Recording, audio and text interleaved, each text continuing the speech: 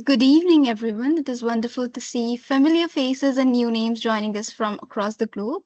Welcome to the another edition of DCW Conversation Hour. I'm Munazza, your host for today's session, and I'm absolutely thrilled to be steering this conversation as we dive into some of the most exciting developments within the Wikimedia movement.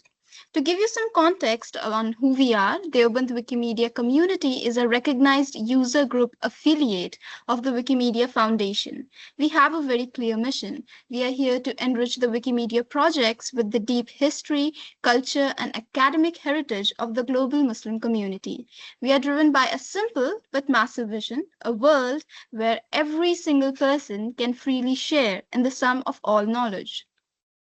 For those of us joining us for the first time today, the DCW Conversation Hour is an open monthly conversation space for all of us to come together and talk about the future of our movement. Our focus is increasing sustainability, investing in skills and leadership. We evaluate existing knowledge gaps, iterate on new ideas, and adapt the shifting digital landscape to innovate and free knowledge. Tonight's session is a perfect example of that mission in action. Just a few quick notes to ensure we have a smooth experience. This session is being recorded. If you prefer not to be visible, you're welcome to turn off your camera at any point. Please keep your microphones muted throughout the session. This ensures that there is clear audio for the speaker and it minimizes disruption for fellow participants. The chat is always open for your comments, reflections, and questions. I'll be keeping an eye on those questions for our dedicated 15-minute Q&A session at the end.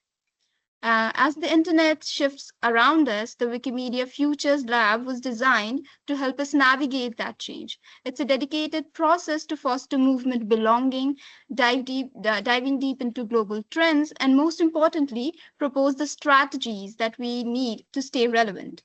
We will explore how artificial intelligence is changing the way knowledge is created and shared, how people are discovering, using, and reusing Wikimedia content in new ways, and what do our volunteers who are at the heart of our movement need to thrive. We will also be looking at specific hypotheses and experiments, which will be presented by Chinmay and Nitesh, which are sparking new thinking and new action across the movement. Leading the session today is Nicole Ebber. Nicole is currently the Chief of Staff at Wikimedia Deutschland, a role she has held since the beginning of this year. But her journey with Wikimedia Deutschland goes back much further. For over a decade, she served as the Director of International Relations and then Director of Governance and Movement Relations at WMDE. She was a track lead for organized groups in the Wikimedia 2030 movement strategy process, a massive movement-wide effort that involved hundreds of volunteers. She also led the Wikimedia 2030 movement strategy itself from 2018 to 2020, guiding the creation of recommendations and principles that are still shaping our movement today. She has also worked on projects like the Chapters Dialogue and the annual Wikimedia Summit.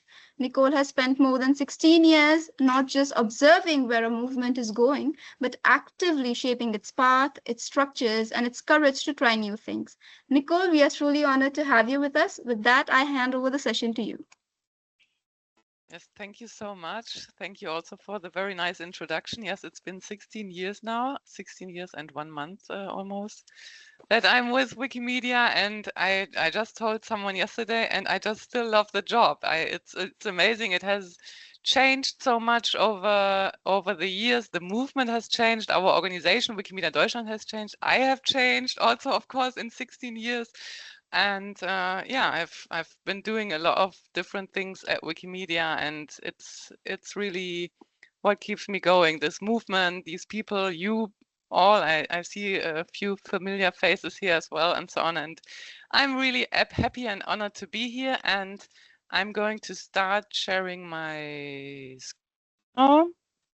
And give me a moment to figure this all out. You should see the Wikimedia Futures Lab slide. Is that right? Yes, we are able to see your screen. All right, so I'm going to talk about the Wikimedia Futures Lab, as you already said in the introduction. And I want to point out one thing from the start. And you already also said it, it's not just a single event, but it's a larger process that Wikimedia Deutschland designed together with the Wikimedia Foundation. And so we designed and worked on it all together in every step of the way until now. And we did this and we built this to increase awareness of, as you said, around global trends and spark a period of experimentation across the Wikimedia movement to kickstart. And we kickstarted this whole process at an event in Frankfurt at the end of January. And as some of you might know, Wikimedia Deutschland, we have a long history of organizing international events for our movement. Wait a second, I need to shuffle my windows around here a little bit. We have quite a long history of organizing international events for the movement. I also have a long history. The first thing I did for Wikimedia was organizing the chapters meeting in 2010. And this event, the Futures Lab, felt very particular, I would say, because a lot of the previous events, they have been focusing a lot on internal dynamics, on internal governance and movement governance, and mostly on the organizational side of our movement. And this one, the Wikimedia Futures Lab event and process, this is really very much focused on what's happening in the world around us, in the world around our movement, and how what's happening is affecting us and our projects. I mean, for those who were there, maybe you can also speak in the Q&A a little bit. For me, I think it was really a great event. And not only because we hosted it, but because it's also such a privilege to be able to host these kinds of conversations in the movement and to discuss with so many people from the movement these highly relevant topics that are, I think, on everyone's minds now at the moment, like, for example, AI. And this specific event in Frankfurt brought together 110 participants. And we didn't only bring together people from the movement, from communities and organizations, but also external experts. And that was also a first timer for us to bring them in. And I wanted to say one thing before I dive deeper into this, because a couple of people have also asked me that. It was very difficult to do the participant selection. We had less than 100 seats, and I think 350 applications or so. So it was quite hurtful also to do the selection. And I also want to say not every community and project was represented, because this event was not about representation.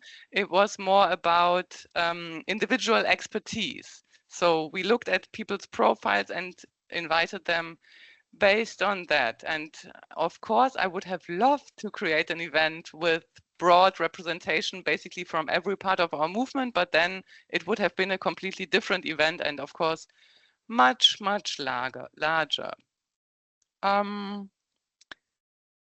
As I said, every step in the design and delivery was co-owned by the Wikimedia Foundation and Wikimedia Deutschland. And we had a core team together with Nady Gunasena, Matt Thompson, and Mayur from the foundation, and Eva Martin and myself from Wikimedia Deutschland. And as you can probably imagine, we had many meetings and chats and documents and email threads to align on every single step and every single decision, and to prepare this together. And I'm going to dig a little bit deeper into the purpose and outcomes of the event first. So the first purpose, and that was very essential for us, was foster movement belonging. So we wanted participants to gain insights into different perspectives and also local context, and then develop a shared understanding of challenges and opportunities. So yes, we are a movement of texts and computers, but even more a movement of people. And I think many of you also know that we all love in-person time and meeting each other. This is the glue of our movement. It's a social one.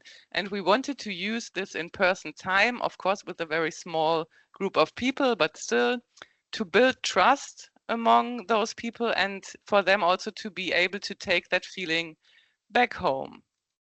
The second purpose was discuss key global trends and their impact on Wikimedia. So we wanted participants to engage with experts and research to deepen the movement's understanding of key trends that are affecting our movement and our projects. So yes, I think you will also hear this from friends and family. Everyone reads and hears the news, but also we in Wikimedia, we are often then alone with our thoughts and ideas. And with this process and this event that we created, we wanted to have a joint space where we could, first of all, hear about the global trends, understand them, and reflect together on what we've been hearing and what we've been hearing about the challenges to Wikimedia and our projects. To Wikimedia and our project. And to put it bluntly, we wanted everyone there to realize that these challenges and changes for our projects, they are real and they won't go away. And we are in this together when it comes to figuring out, and now I'm coming to the third purpose, figuring out to adapt strategies to stay relevant as a movement, and especially, of course, as for our projects to remain relevant. And we ask participants to work on concrete experiments to respond to global trends and generate ideas that will be taken forward after the event. So that was all about how do we react to what we've been hearing at the event and from the world around us, and reflect and come up with responses together in breakout groups. And we called this experiments, as we very much fell in love with this lab thinking from the Futures Lab. And it was about trying new things out, maybe small things that everyone could take home into their own communities or projects or organizations. And okay, we came up with these three, but it took us really quite some time to come up with them and really get full alignment across the whole core team. We've been doing wordsmithing over and over again, but it was really worth the time because we had this as a foundation, as a basis for each following step. And every time we maybe got stuck or so, we could look back at the purpose and then make the decisions based on these.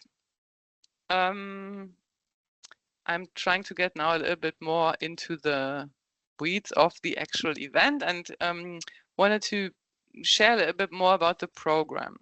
So one key element, and I said it already, was that we invited international experts to the event. And we also had a lot of movement experts here, but we also put an extra effort to find international experts from outside our ecosystem. And they shared data, research, thought-provoking insights that inspired participants. And most of the events that I've been organizing before, we didn't have external experts there. It's also, I think, a little bit of a mindset in our movement that we tend to think they don't understand us anyway. We know better. We know it better, so we don't need to hear from externals. And this is what we did differently this time. Also, of course, because it was more about the world around us. And here we were like intentional about having these external voices to widen our horizon and to also bring in new perspectives. And we try to reach out to people that we normally don't hear from. For example, private industry, tech investors, marketing experts, also ad companies. And we reached out to Britannica even. I think that was the first timer. And we had someone also from Reddit that we reached out to. And one common message that we heard from the stage was, try out new things and think big. You are big. You need to think big in this ecosystem as well. And this is a time of crisis. That's also what people said. And it's a time of crisis not only for us at Wikimedia, but for everyone who is involved in the knowledge ecosystem. And these times require some creative thinking and probably also some bold changes. What we also heard, and what we thought was good news, that was that no version of the future is inevitable. So we can, if we work together collectively, we can really shape our future.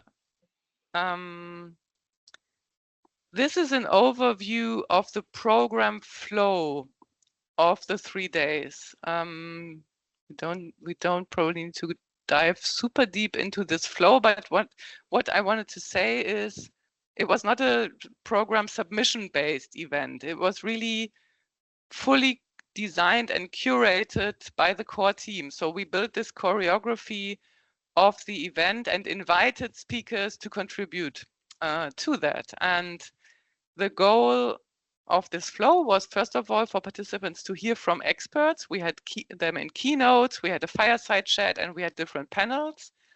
Then we could reflect on what participants have been hearing and translate these insights into hypotheses.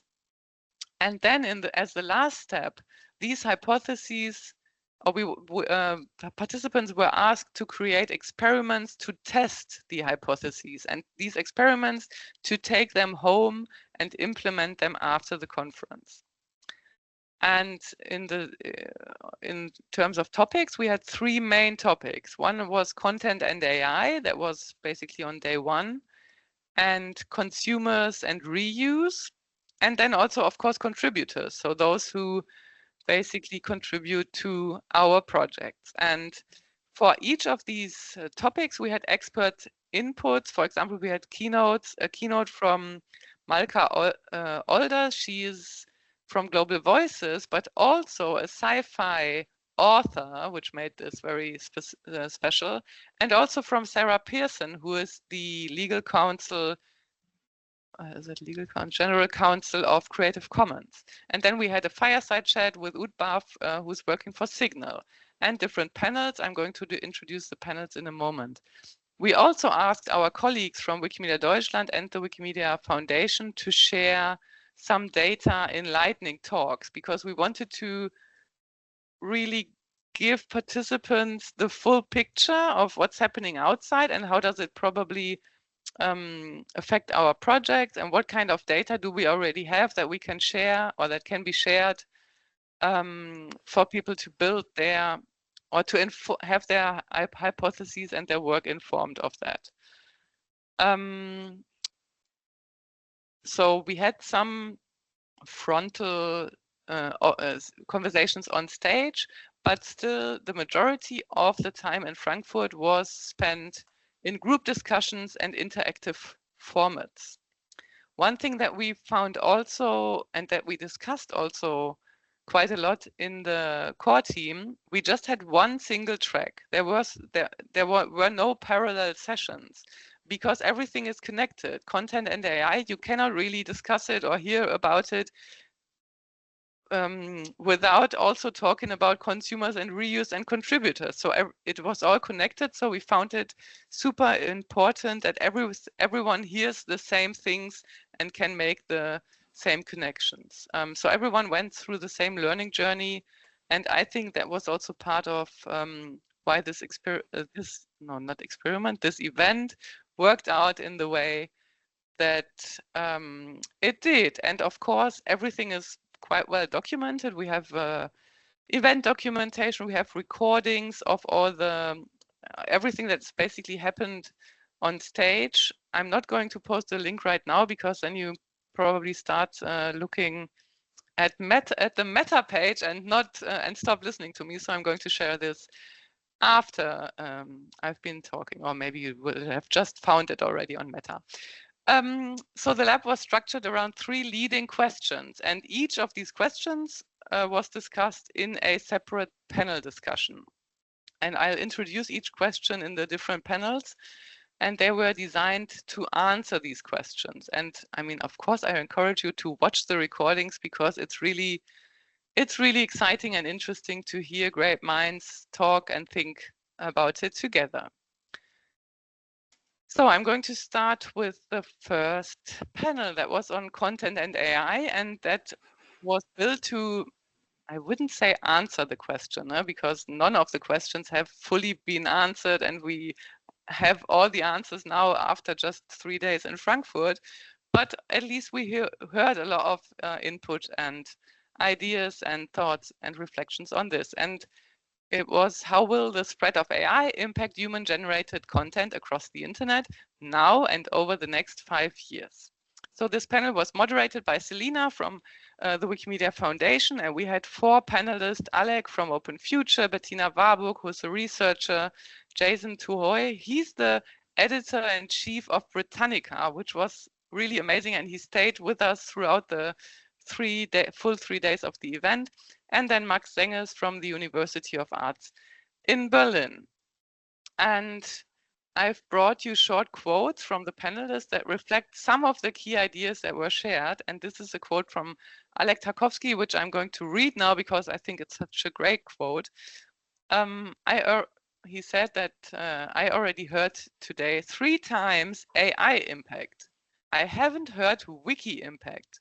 I think it is really important to flip it the other way, because we are told all the time that we are being impacted by AI, and it is in a way true, but we can also impact the emerging AI ecosystem. So one of the main ideas discussed on that panel was that Wikimedia has a leading role to play in defining the newly emerging AI ecosystem. AI companies, they are heavily depending on Wikimedia content, but so far they have been mostly exploiting the data without giving back. I mean, I'm saying mostly, no? That we all know that there's Wikimedia Enterprise. And overall, this needs to change. We don't want to passively observe the damage that AI is doing to Wikimedia. We want to, or we should play an active role in impacting this AI ecosystem to make sure that the new rules protect our projects and, of course, also our volunteers. The next panel was on consumers and reuse, and we wanted to answer the question, where and how will people find information on the internet now and over the next 5 years? The panel was moderated by Anusha, also from the Wikimedia Foundation, and then we had Brie from Nothing Personal at Mozilla, Gerard from McCann World Group, Jonathan Fletcher, who was the VP of Business Development at Reddit, and Michael Sun from The Guardian, Australia. And here's a quote from Boré, who is a journalist at the not Wikimedia, but at the Mozilla Foundation, with a lot of experience in actually advising traditional media companies to adjust to an evolving environment and helping them attract new audiences. And I find this is specifically interesting because several of the old media companies have gone through what we might be going through right now, that people suddenly, that their old business model doesn't work anymore, and that they also needed to, what was it? Transform peacefully, transform beautifully, or no, that's wrong. Die ugly, die peacefully, or transform. And that is also the question, of course, that we as a movement are facing. And on that panel, the experts talked about the challenge of our content being more and more distributed by other platforms, which on the one hand is good because we want our content as Wikimedia to be shared as widely as possible, because we think our knowledge is really good knowledge. It's solid, it's well referenced and so on. So we want it to be shared as wildly and widely as possible, but this also causes a decrease in visibility and contributors if it's distributed via other platforms.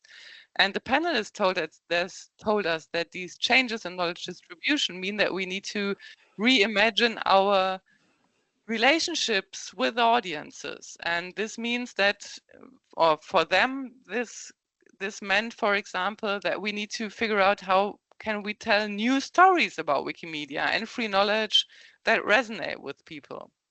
It's also clear what they said, that we need to be bold and maybe make decisions that won't make everyone happy. And on that, Boré said it's important to be courageous and accept that people might disagree with the new direction we take.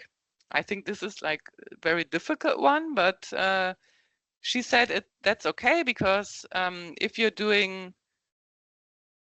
what you're doing is a great product for a great new audience, people will just follow, they will come along.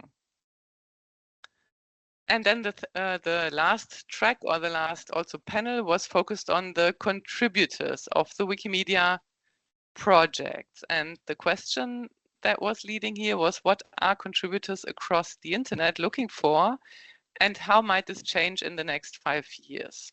This was facilitated by Pasita from Wikimedia New York City. We had Benjamin Mako-Hill with us, and Daniel Sigge from TikTok, Nathan from Cornell University, and Sophia, who was the director of digital strategy at Gen Z for Change. So that was also a super interesting and exciting panel, and it was focusing really on the people who edit the Wikimedia projects. And one of the main challenges we see is the decline of new contributors, and with that also comes the decline of users with extended rights, like admins and stewards and so on. And we're facing like something like a vicious circle, like we have less readers. That can also mean less contributors, and with fewer contributors, the workload of the existing communities increases, which means that they also have less time, or maybe less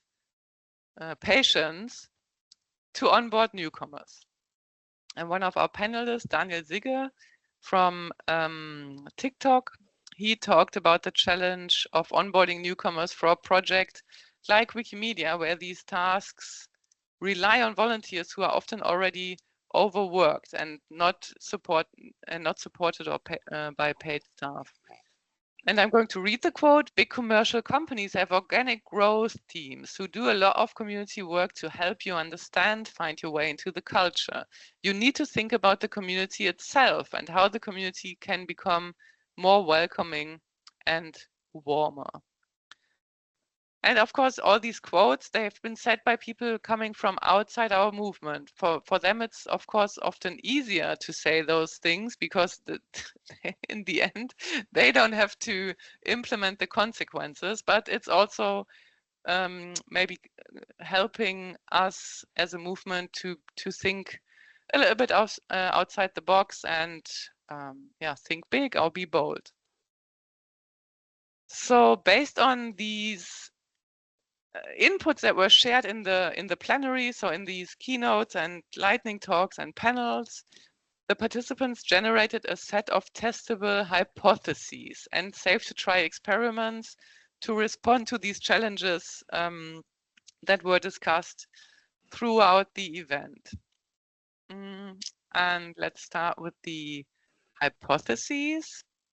So as you see, we used a lot of lab science vocabulary here, and hypotheses for us were ideas or theses about the best way for Wikimedia to respond to the trends that were discussed, that we've been hearing about. And they were developed in facilitated breakout sessions. So we had 5 breakout rooms, all with 2 facilitators, and where people were really supported through a process of creating those hypotheses. And they focused on a really very broad range of topics, like newcomer and contributor retention, conflict resolution, advocacy, user experience, artificial intelligence, new types of projects for different types of knowledge, and also many, many more. Again, you can find all of that.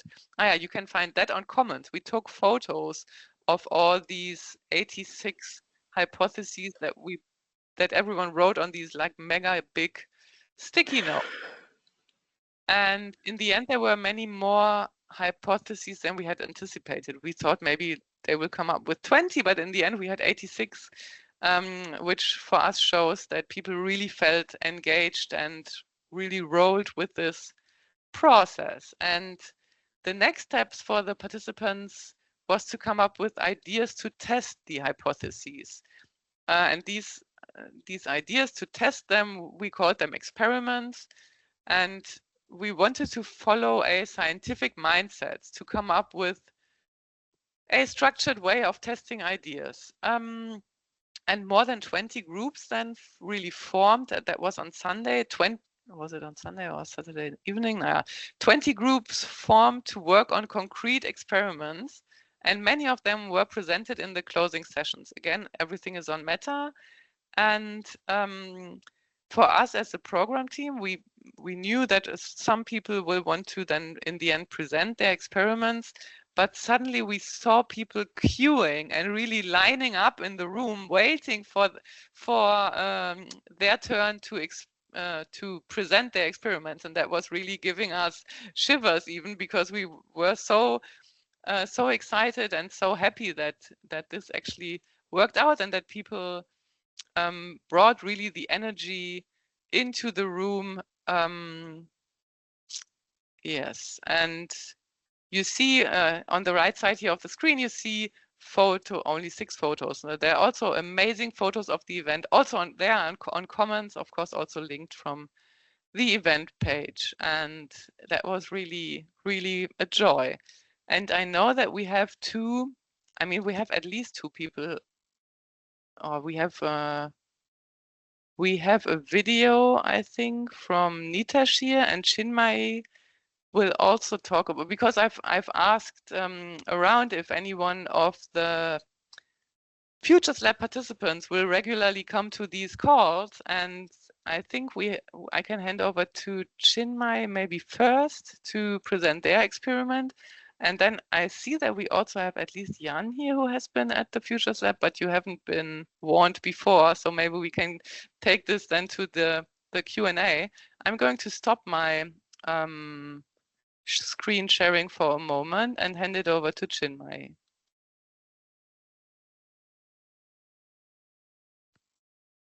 Thank you, Nicole. And this was indeed a great refresher for me as well.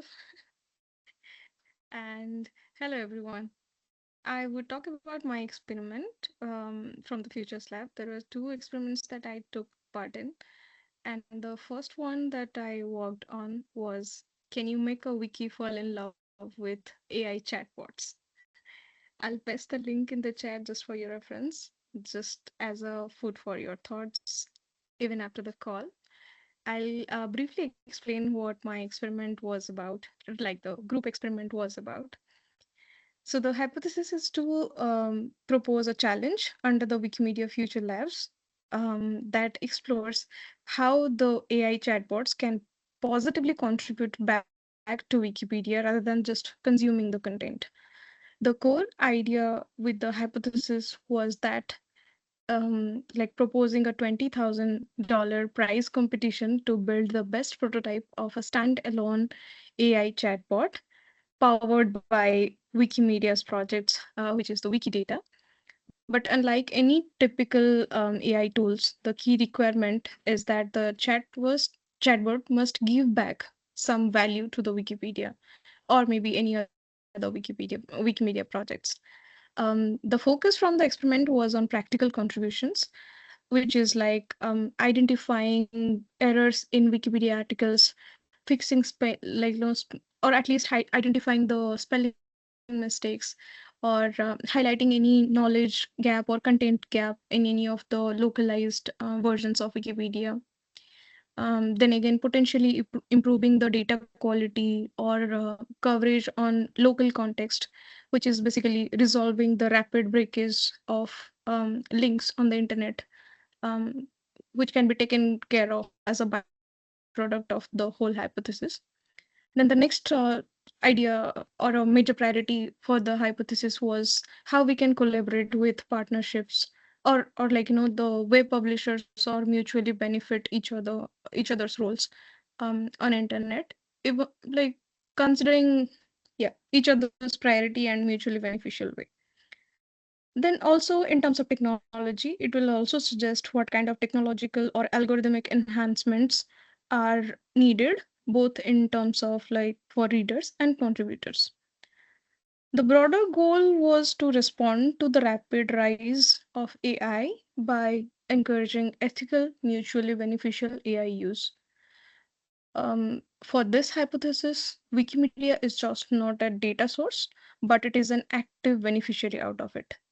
It is still in the early ideation stage in those 3 days, but I found it really fascinating. And we had like group of experts who had open questions, and we kind of finalized the evaluation criteria hypothetically, the jury, the data inputs and outputs, then the implementation design.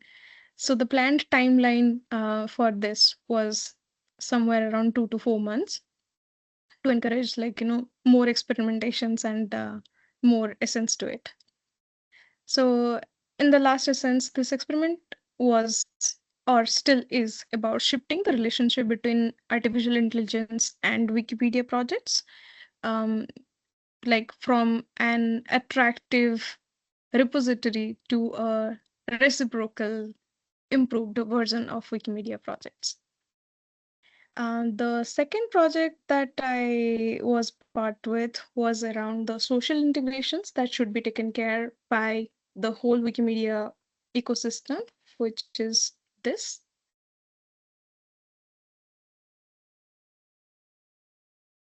Okay, the key challenge for this experiment was how to better retain and integrate new casual contributors into Wikimedia community.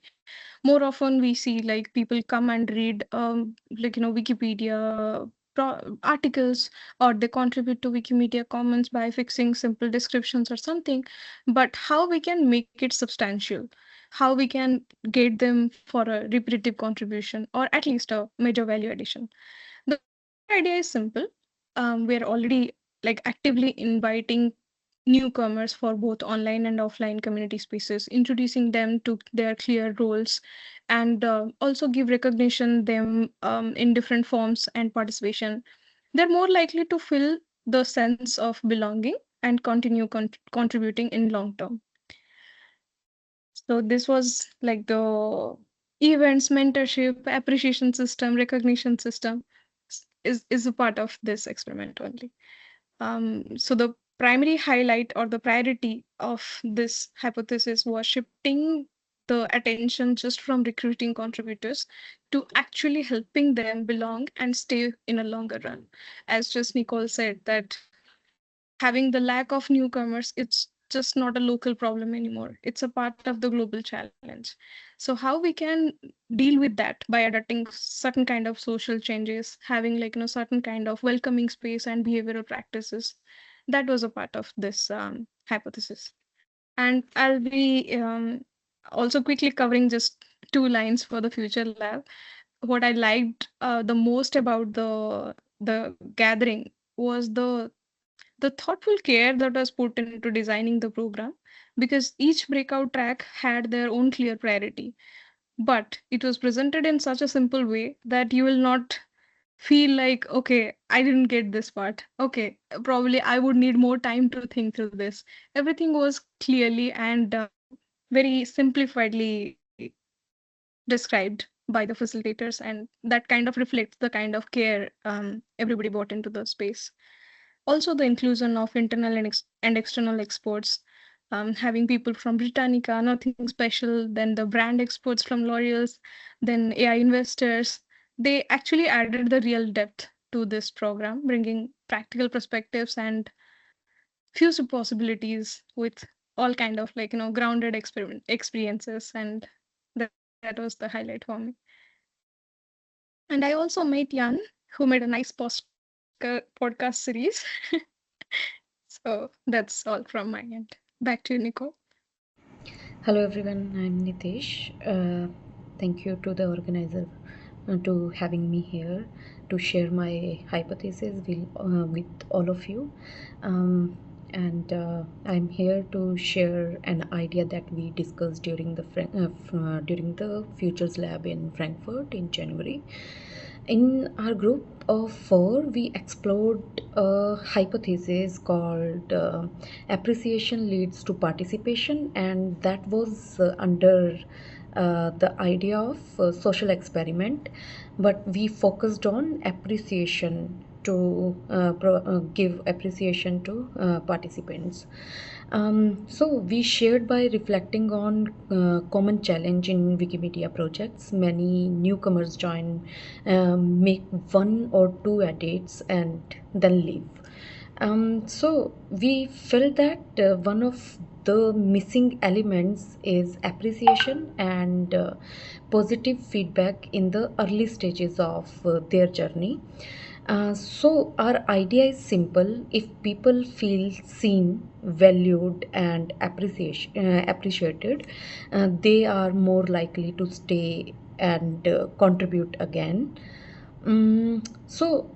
To support this, we discussed a few practical ideas. First, we thought about adding quick reactions on content like thank you, hearts, or likes on Wikipedia articles on or Wikimedia commons files, right? These reactions should be visible and meaningful so both readers and editors can appreciate contributors easily. Second, we explored the idea of more engaging onboarding experience. For example, when a new user register, they could see a small pop-up with a welcome message or even short videos from Wikimedians around the world. This can help create a human connection with the beginners or in the beginning only. I know we are already doing it.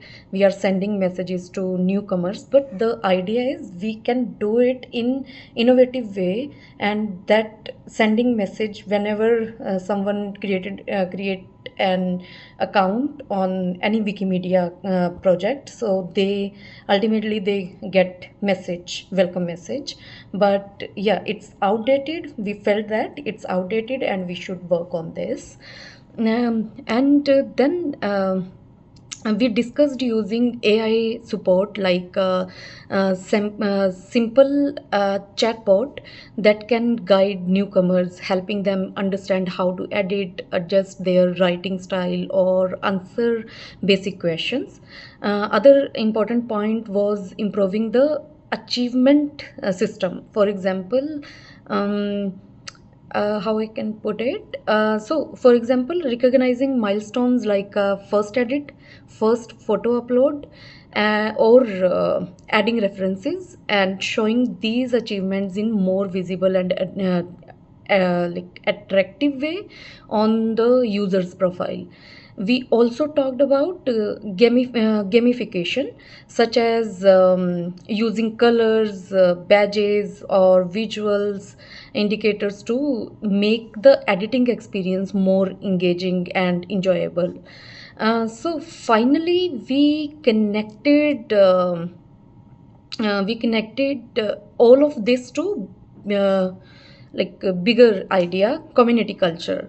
Like tools alone are not enough, we all know about it. We also need to create a more welcoming and less intimidating environment, where newcomers feel encouraged rather than judged, right? So in short, our hypothesis is that small visible acts of appreciation combined with supportive tools and a positive culture, so it can significantly improve newcomers retention and participation. So that was idea of our hypothesis. I hope you got the idea. If you want to connect with me, then you can connect me directly via email or however you are comfortable. So thank you so much once again for to giving me this time. Thank you all. Bye. Thank you. If you wouldn't have, thank you, Chinmay. That was super interesting. And also thanks, of course, for your nice words about how carefully we designed the program, and the call out to Jan Einerli. I would have made that myself as well. And maybe Jan, you want to share the links to the podcasts that you recorded, because Jan recorded eight podcast episodes from the Wikimedia Futures Lab, like 10 minutes each. You can really easily listen to them, and they give you the real feeling how it was, because they were recorded couple of episodes each day, and you could really sense the energy and content, of course, of what has been happening in Frankfurt. I'm going to share my screen for, I think, 1 or 2 last slides, and we'll do it really quickly because I see that I've used a lot of time now already. I just wanted to quickly say something about the next steps. As I said, this event in Frankfurt was only one event, but Futures Lab is a whole process. So we are going to have follow-up calls with participants next week to hear from them on their progress of the experiments and also discuss with them where are you probably stuck or what kind of support you would need. Then we'll be hosting conversations at Wikimedia Europe's General Assembly in April. And we've also submitted a session at Wikimania. So if you come to Paris, to Wikimania, find us in the program. I hope we'll make it to the program. But if not, then you'll find us and can just talk to us about it if you like. And also the Wikimedia Foundation will host several community calls to discuss global trends. And this is also, of course, connected to the Futures Lab. And with that, I want to say thank you very much. Thanks for inviting me, and thank you for listening to my story of the Futures Lab. And now I'm ready to take your questions or comments. Yeah, thank you so much. Thank you, Nicole. It has been fascinating to see how Wikimedia Futures Lab is moving us from observing global shifts to actively designing our response to them by bringing in external experts from Reddit, Britannica, and the tech sector. We saw that we widened our horizons beyond our usual circle. The clear message today is that while the digital landscape is in a state of rapid change, this is precisely the time for creative, bold thinking. We are also moving beyond just being impacted by AI. As Alec pointed out, we are now looking at how Wiki can impact the AI ecosystem itself. Now it's time to bring in the audience into the conversation. We do have a few minutes for question and answer. You can either unmute yourself or type your question in the chat.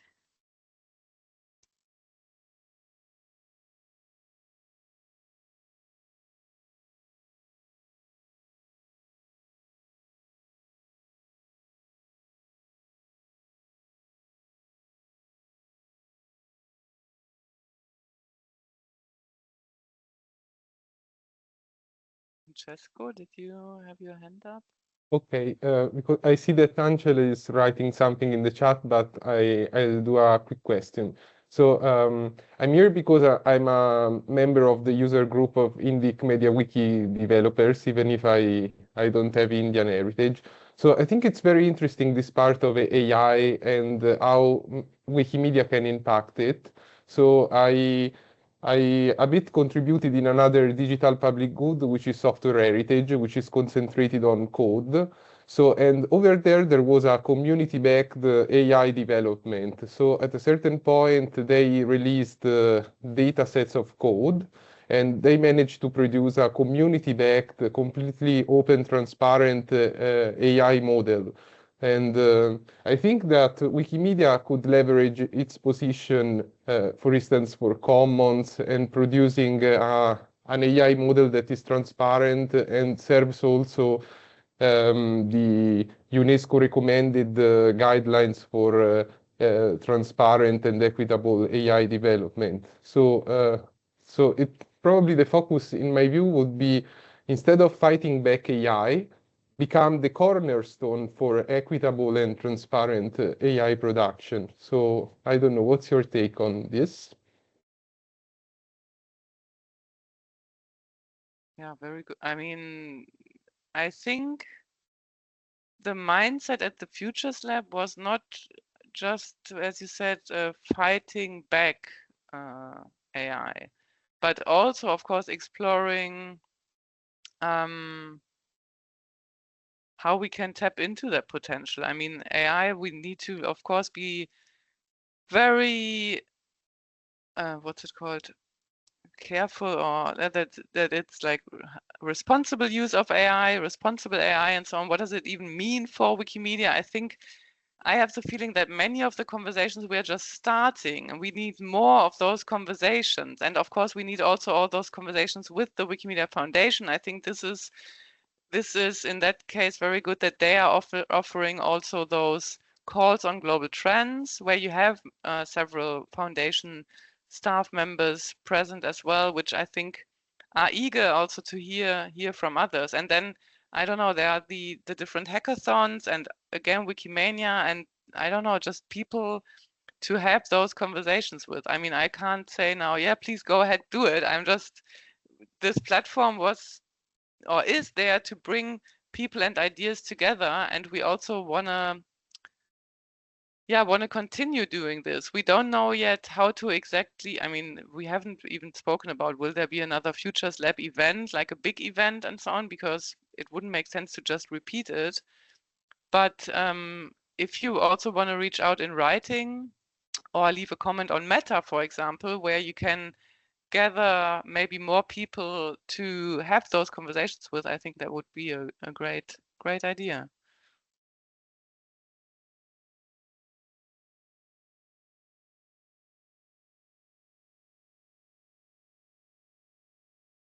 Thank you, Nicole. And we do have another question in the chat from Marshall. She asks about that. What are your views about how it can be helpful, and what are the consequences of using AI, and how it can impact the new users in the space, in the wiki space?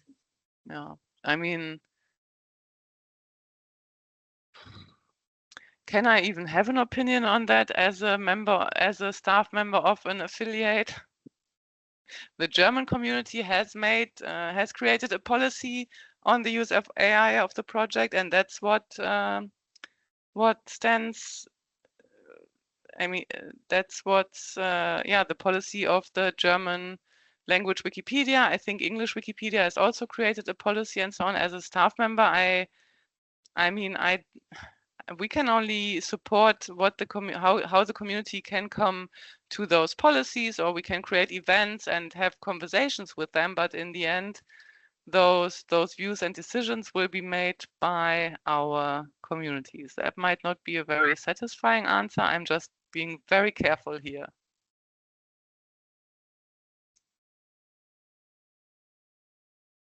Please feel free to unmute yourself and ask the question. Perhaps not as much asking a question, but follow up on the previous. And also this question is, as Nicole said, this was a place for the participants to come up with hypotheses and then experiments. So rather than asking Nicole, what does this have? Think about what hypothesis do you have about AI and how could you experiment with it? And then go to your community and think, do you want to make this experiment?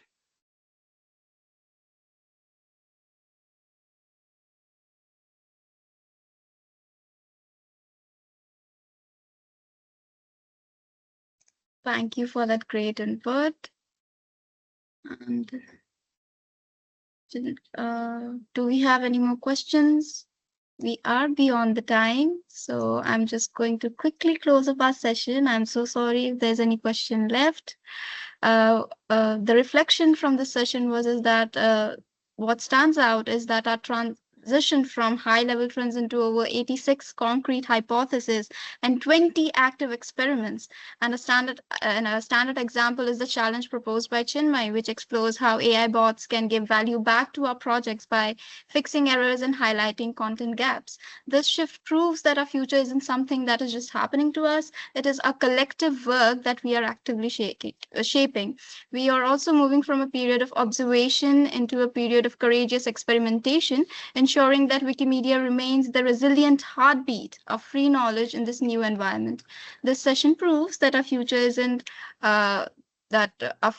is something that we are building and collectively shaping through these hypotheses and experiments.